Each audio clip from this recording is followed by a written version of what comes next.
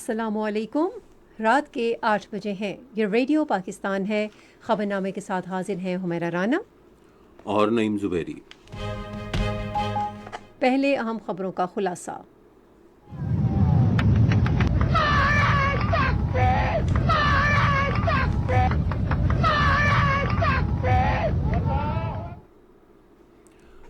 وزیراعظم نے ملکی دفاع ناقابل تسخیر بنانے کی یاد میں کل 28 مئی یوم تکبیر پر عام تعطیل کا اعلان کیا ہے۔ خیبر پختونخوا میں سیکیورٹی فورسز نے 3 مختلف کارروائیوں میں 23 دہشت گرد ہلاک کر دیے ہیں۔ وزیراعظم نے ٹانک، ڈیرہ اسماعیل خان اور خیبر اضلاع میں دہشت گردوں کے خلاف کامیاب کارروائیاں کرنے پر سیکیورٹی فورسز کے افسروں اور جوانوں کی تعریف کی ہے۔ بحری فوج کے سربراہ نے دہشت گردی کے خلاف پوری طاقت اور جذبے سے اس جنگ کے لیے قوم کے عزم کا اعادہ کیا ہے۔ خصوصی سرمایہ کاری سہولت کونسل نے دوست ملکوں سے سرمایہ کاری راغب کرنے اور سرمایہ کاروں کی سہولت کے لیے 7 معلومات ڈیسک قائم کیے ہیں۔ وفاقی اور خیبر پختونخوا حکومت نے صوبے میں بجلی چوری پر قابو پانے اور بقایا جات کی وصولی کے لیے مل کر کام کرنے پر اتفاق کیا ہے۔ اقتصادی رابطہ کمیٹی نے پاکستان کثیر المقاصد مواصلاتی سیٹلائٹ سسٹم منصوبے کے لیے 4 ارب سے زائد روپے کی منظوری دی ہے۔ پاکستان جمعرات کو چین کے سیچیانگ مرکز سے مواصلاتی سیٹلائٹ MM1 خلا میں بھیجے گا۔ پاکستان حج مشن کا کہنا ہے کہ 70,000 سے زائد عازمین حج اپنے مسائل کے حل کے لیے بھرپور طریقے سے پاک حج ایپ کا استعمال کر رہے ہیں۔ رفح شہر میں بے گھر افراد کے ایک کیمپ پر اسرائیل کی وحشیانہ بمباری سے 45 فلسطینی شہید ہو گئے ہیں۔ کل جماعتی حریت کانفرنس نے کہا ہے کہ بھارت کا نو آبادیاتی منصوبہ مقبوضہ جموں و کشمیر کی مسلم شناخت کو مٹانے کا مذموم ایجنڈا ہے۔ پاکستان اور انگلینڈ کے درمیان 4 میچوں کی سیریز کا تیسرا T20 کرکٹ میچ کل کارڈف میں کھیلا جائے گا۔ اور کل مغربی ہواؤں کا ایک سلسلہ پاکستان میں داخل ہوگا جس سے جھکڑ چلنے اور ملک کے بالائی علاقوں میں آندھی اور گرج چمک کے ساتھ بارشوں کا امکان ہے۔ خلاصہ آپ نے سنا۔ خبروں کی تفصیل کے لیے نعیم زبیری۔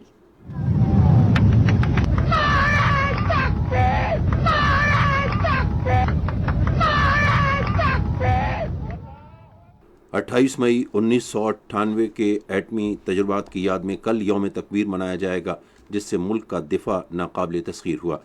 اس دن پاکستان کو ایٹمی صلاحیت رکھنے والا دنیا کا 7واں اور عالم اسلام کا پہلا جوہری ملک بنا دیا جس کی جوہری دفاعی صلاحیت محض پرامن مقاصد کے لیے ہے۔ وزیراعظم شہباز شریف نے ملکی دفاع ناقابل تسخیر بنانے کی یاد میں کل 28 مئی یوم تکبیر پر عام تعطیل کا اعلان کیا ہے۔ تفصیل ہمارے نمائندے عمار امجد سے۔ وزیراعظم نے آج ایک بیان میں کہا کہ یہ دن پاکستان کے دفاع کو ناقابل تسخیر بنانے کے لیے قوم کے اتحاد اور یگانگت کی یاد دلاتا ہے۔ وزیراعظم نے کہا کہ اس روز پوری قوم نے ملکی سالمیت کا عہد کیا کہ ملکی دفاع کے حوالے سے کوئی بیرونی دباؤ قبول نہیں کیا جائے گا اور اس حوالے سے کوئی سمجھوتا نہیں کیا جائے گا۔ انہوں نے کہا کہ یوم تکبیر اس دن کی یاد دہانی کراتا ہے کہ تمام سیاسی اور دفاعی قوتیں سبز ہلالی پرچم تلے ملکی دفاع کو ناقابل تسخیر بنانے پر متحد ہیں۔ شہباز شریف نے کہا کہ یوم تکبیر ملک کے بیرونی اور اندرونی دشمنوں کے مذموم عزائم کو ناکام بنانے کے حوالے سے تجدید عہد کا دن ہے جو انتشار اور بد امنی سے ملک کو خطرے سے دوچار کرنے پر تلے ہوئے ہیں۔ انہوں نے کہا کہ یوم تکبیر اس وقت کے وزیراعظم نواز شریف اور پاک فوج کے اس اقدام کو بھی خراج تحسین پیش کرنے کا دن ہے۔ وزیراعظم نے پاکستان کا جوہری پروگرام شروع کرنے پر سابق وزیراعظم ذوالفقار علی بھٹو اور سائنسدانوں کے کردار کو بھی خراج تحسین پیش کیا۔ شہباز شریف نے اسی جذبے کے ساتھ ملکی معاشی سیکورٹی بنانے کے لیے اسی تندہی سے کام کرنے کے قومی عزم کا اظہار کیا جس طرح 28 مئی 1998 کو ملک کا دفاع ناقابل تسخیر بنایا گیا۔ انہوں نے مضبوط عہد کرنے پر زور دیا کہ ہم ایمان، اتحاد اور نظم کے ذریعے ملک کے بیرونی دشمنوں کے مذموم عزائم کو ناکام بنا دیں گے اور ایسے تمام عناصر کا خاتمہ کریں گے جو 9 مئی جیسے واقعات کے ذریعے بد امنی اور انتشار پھیلانا چاہتے ہیں۔ وزیراعظم یوتھ پروگرام کے چیئرمین رانا مشہود احمد نے آج لاہور میں وزیراعظم شہباز شریف سے ملاقات کی۔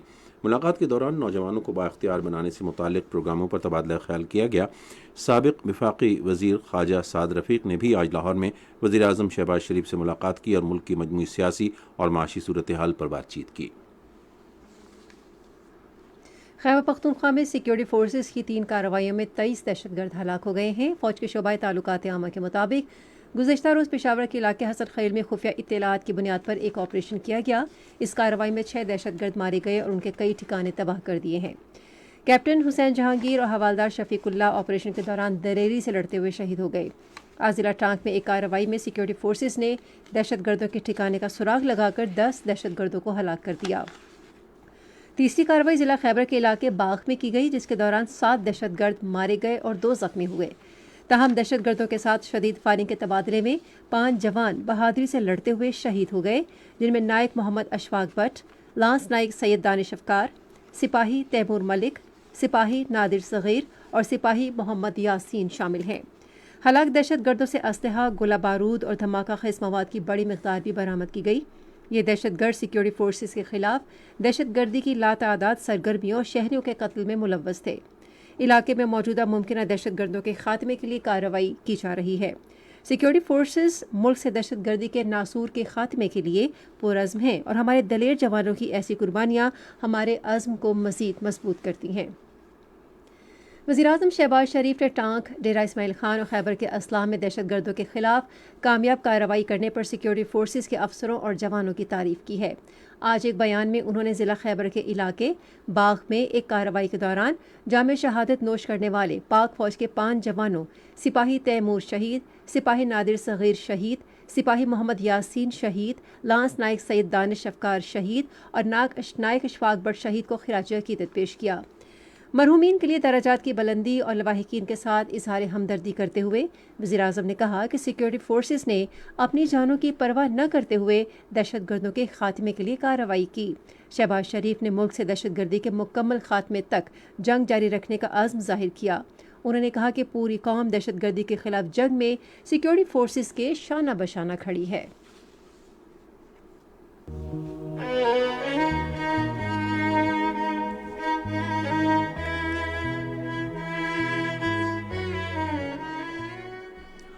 بحری فوج کے سربراہ جنرل سید عاصم منیر نے دہشت گردی کے خلاف پوری طاقت اور جذبے سے جنگ کے لیے قوم کے عزم کا اعادہ کیا ہے.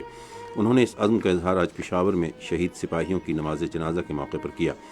بحری فوج کے سربراہ آج پشاور پہنچے اور سپاہی تیمور شہید، سپاہی نادر صغیر شہید، سپاہی محمد یاسین شہید، لانس نائک سید دانش افکار شہید اور نائک اشفاق بٹ شہید کی نماز جنازہ میں شرکت کی، جنہوں نے ضلع خیبر کے علاقے باغ میں دہشت گردوں کے ساتھ شدید فائرنگ کے تبادلے میں جام شہادت نوش کیا. بڑی تعداد میں فوجی اور سول حکام نے نماز جنازہ میں شرکت کی. آرمی چیف نے اس آپریشن کے دوران زخمی ہونے والے فوجیوں کی خیریت معلوم کرنے کے لیے CMH پشاور کا بھی دورہ کیا اور ان کے بلند حوصلے کو سراہا. شہداء کی پورے فوجی اعزاز کے ساتھ ان کے آبائی علاقوں میں تدفین ہوگی. ادھر پشاور کے علاقے حسن خیل میں دہشت گردوں کے خلاف خفیہ اطلاعات کی بنیاد پر ایک کارروائی کے دوران جام شہادت نوش کرنے والے کیپٹن حسین جہانگیر شہید اور حوالدار شفیق اللہ شہید کو ان کے آبائی علاقوں میں پورے فوجی اعزاز کے ساتھ سپرد خاک کر دیا گیا.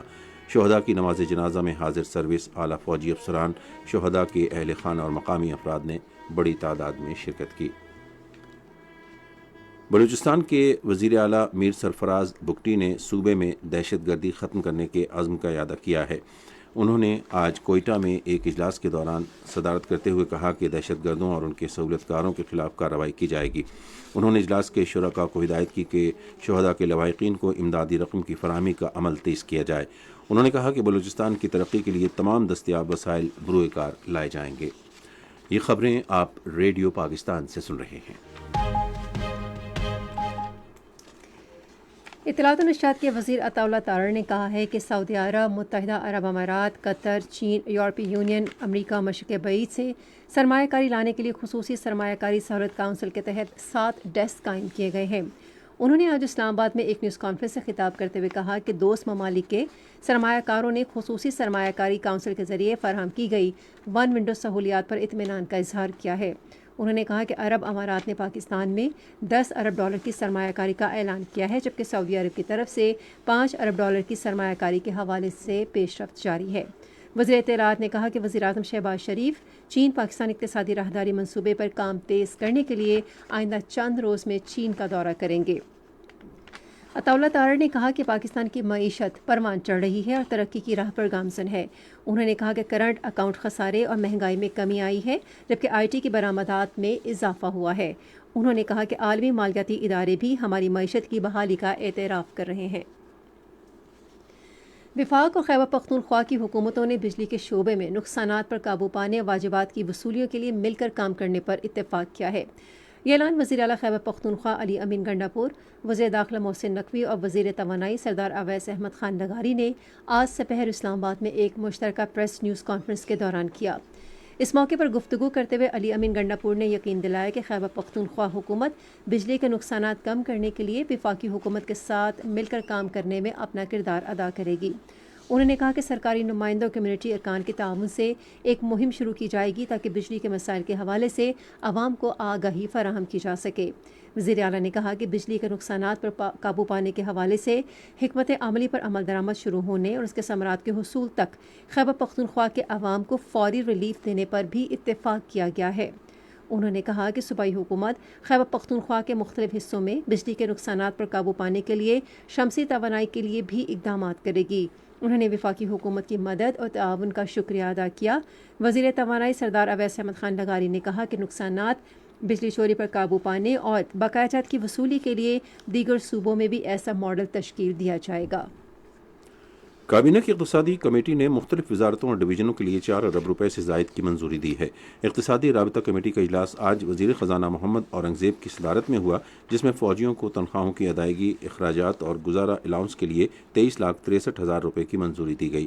اجلاس میں انٹیلیجنس بیورو ڈویژن کے لیے 20 کروڑ روپے اور وزارت قانون اور انصاف کے لیے 1,93,73,000 روپے کی منظوری بھی دی گئی۔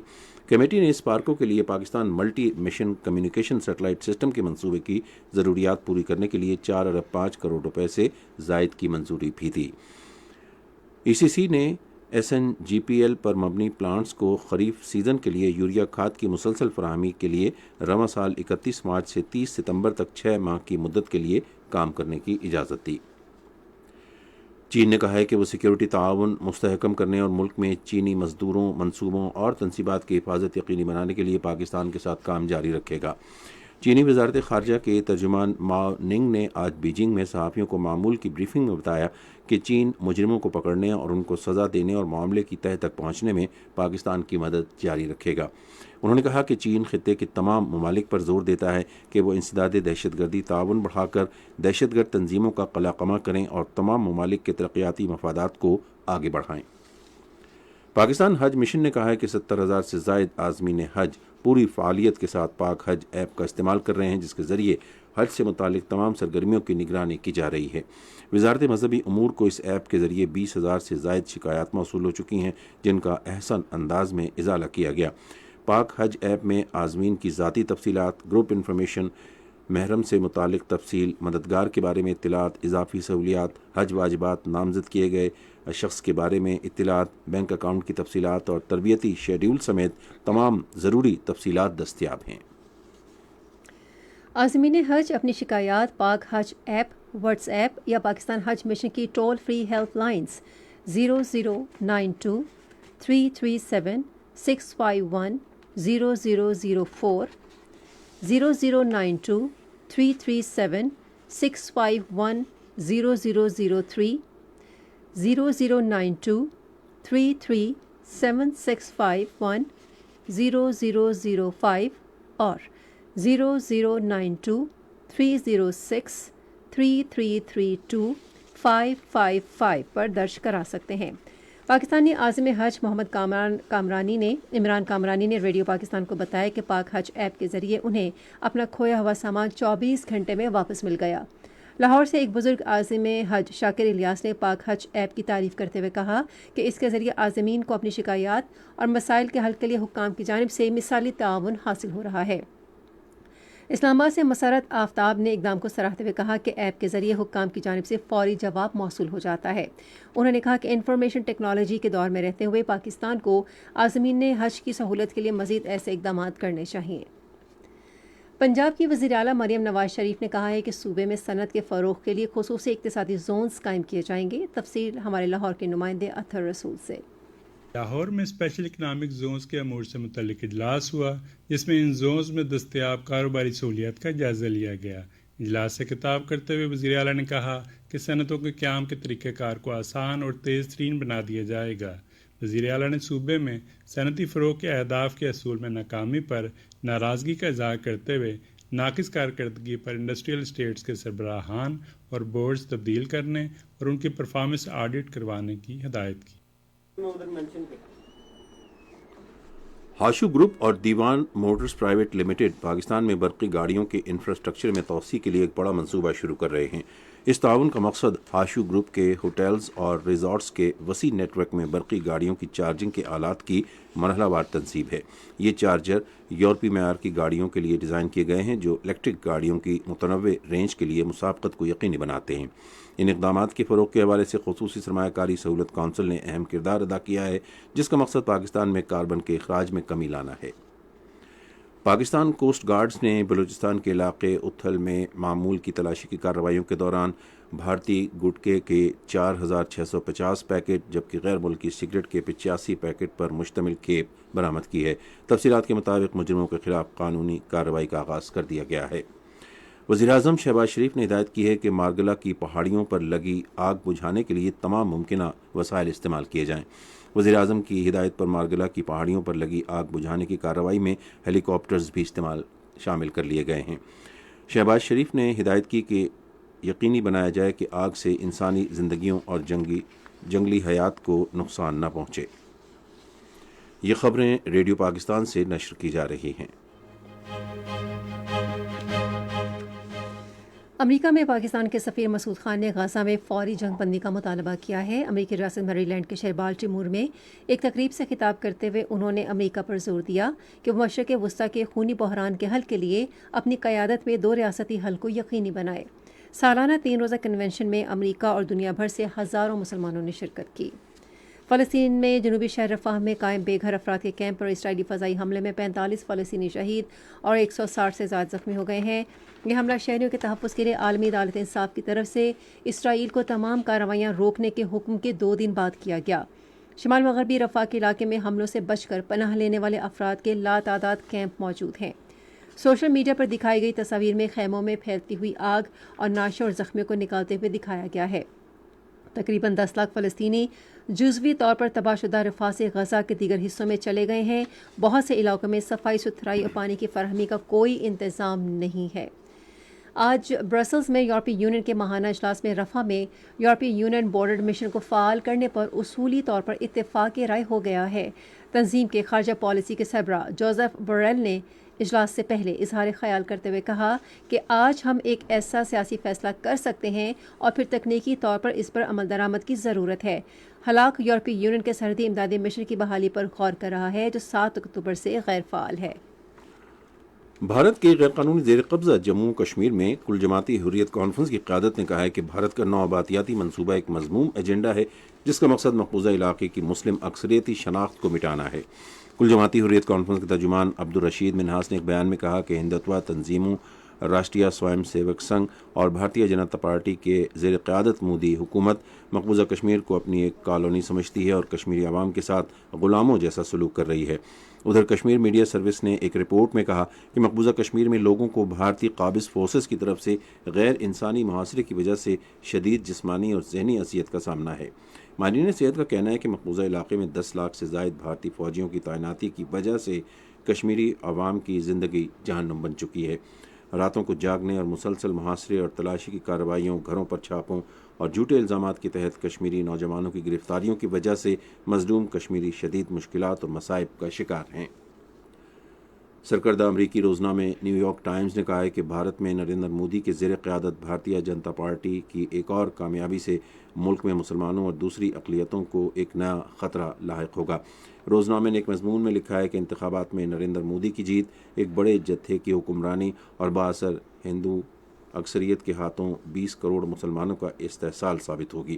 اخبار میں نریندر مودی کی انتہا پسند ہندو حکومت کے تحت بھارت میں مسلمانوں کی حالت زار کا ذکر کیا گیا ہے، جس کے مطابق بی جے پی رہنماؤں اور ان کے حامیوں کی جانب سے مسلمانوں کی نسل کشی کا واضح ثبوت ملتا ہے۔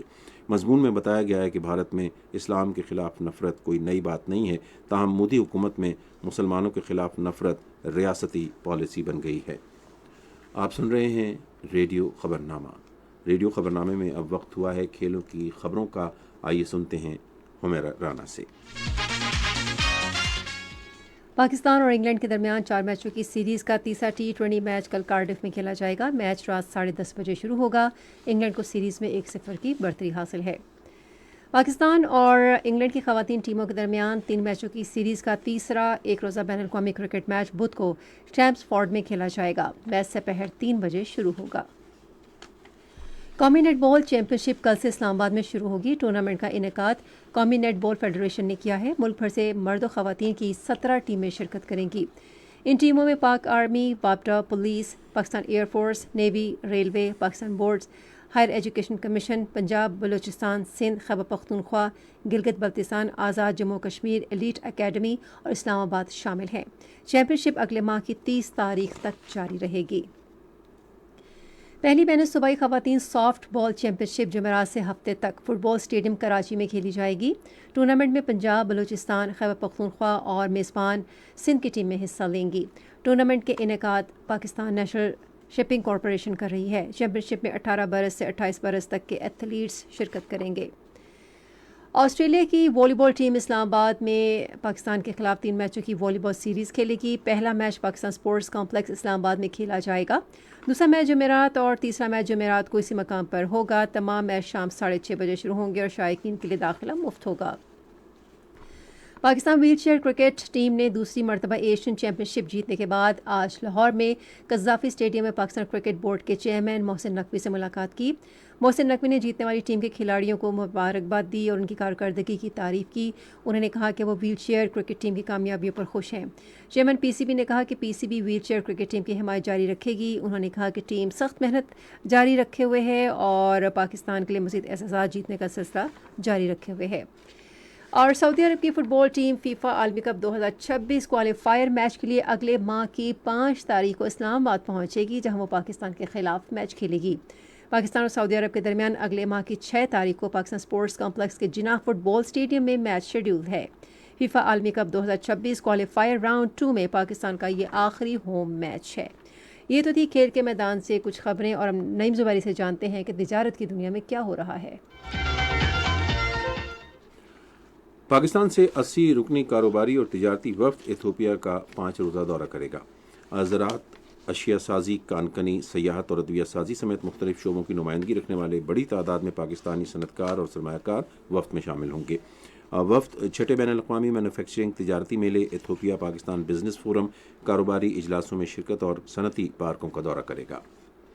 ملک میں رواں مالی سال کے پہلے 10 ماہ میں ٹریکٹر سازی میں 54.72% اضافہ ہوا۔ اس عرصے میں مقامی سطح پر 39,000 سے زائد ٹریکٹر تیار کیے گئے۔ ادھر رواں مالی سال کے پہلے 10 ماہ میں ٹریکٹروں کی مقامی سطح پر فروخت تقریباً 56.61% کے ساتھ 38,282 ریکارڈ کی گئی۔ پاکستان اسٹاک ایکسچینج میں آج مندی کا رجحان دیکھا گیا۔ KSE 100 انڈیکس 465 پوائنٹس کی کمی کے بعد مارکیٹ کے اختتام پر 75,517 پوائنٹس پر بند ہوا۔ مجموعی تجارتی حجم 446 ملین سے زائد حصص ریکارڈ کیا گیا۔ آج مجموعی طور پر 406 کمپنیوں کے حصص کا لین دین ہوا، جس میں سے 123 کمپنیوں کے حصص کی قیمتوں میں اضافہ، 231 میں کمی، جبکہ 52 کمپنیوں کے حصص کی قیمتوں میں استحکام دیکھا گیا۔ ایکسائڈ پاکستان کمپنی کے حصص کی قیمتوں میں سب سے زیادہ 37.66 روپے کا اضافہ، جبکہ شاہ مراد شوگر ملز کے حصص کی قیمتوں میں 45.43 روپے کی کمی ہوئی۔ نیشنل بینک کے اعلان کے مطابق روپے اور دیگر غیر ملکی کرنسیوں کے درمیان شرح تبادلہ یہ رہی۔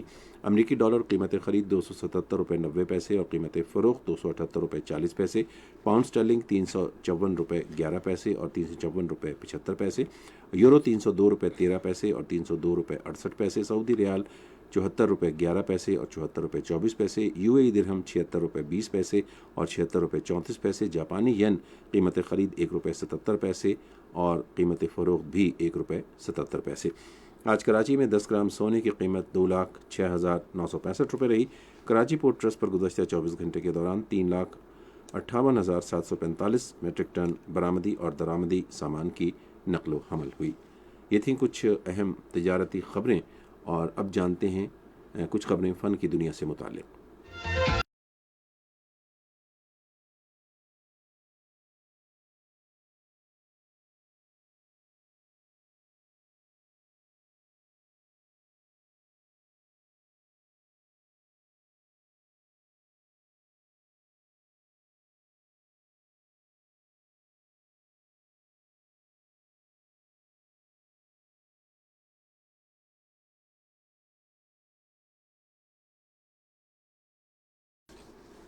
رانی کا اصل نام ناصرہ تھا۔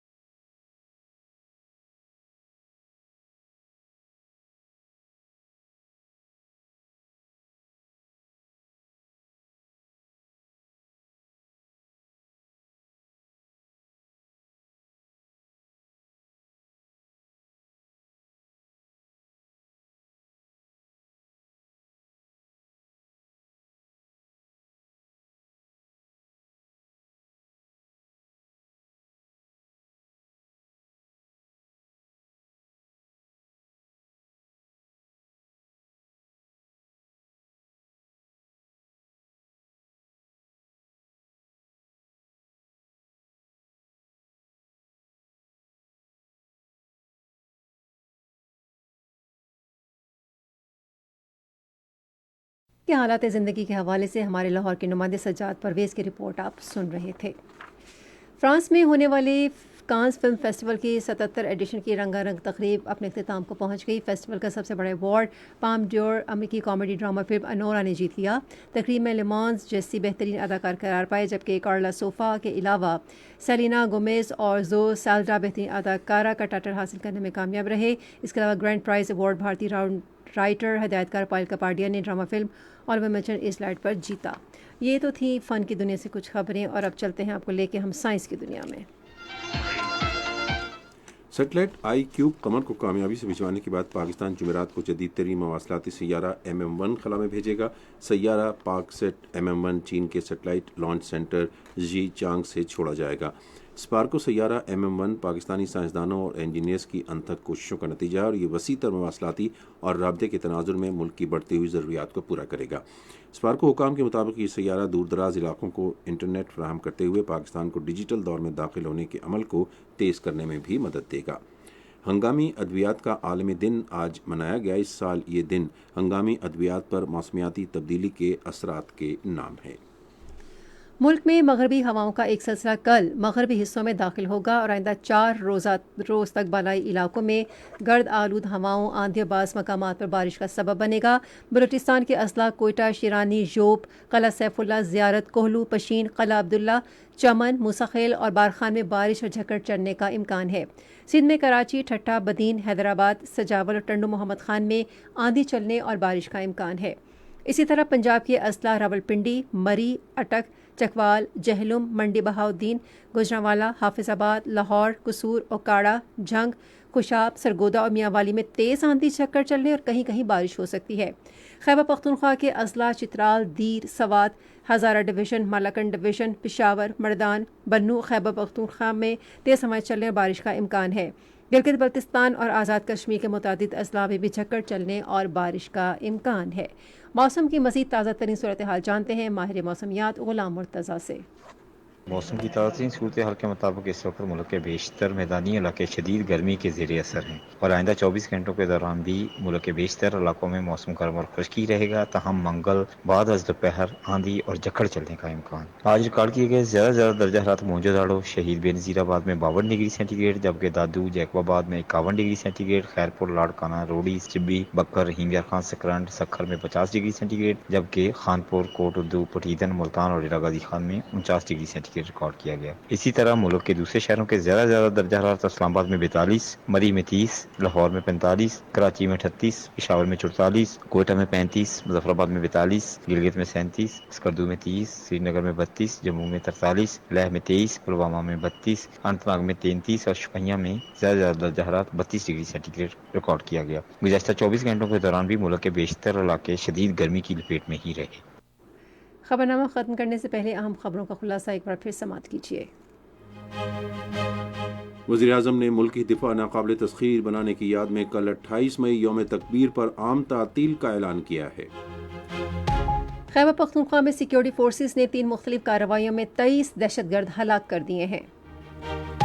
بڑی فوج کے سربراہ نے دہشت گردی کے خلاف پوری طاقت اور جذبے سے جنگ کے لیے قوم کے عزم کا اعادہ کیا ہے۔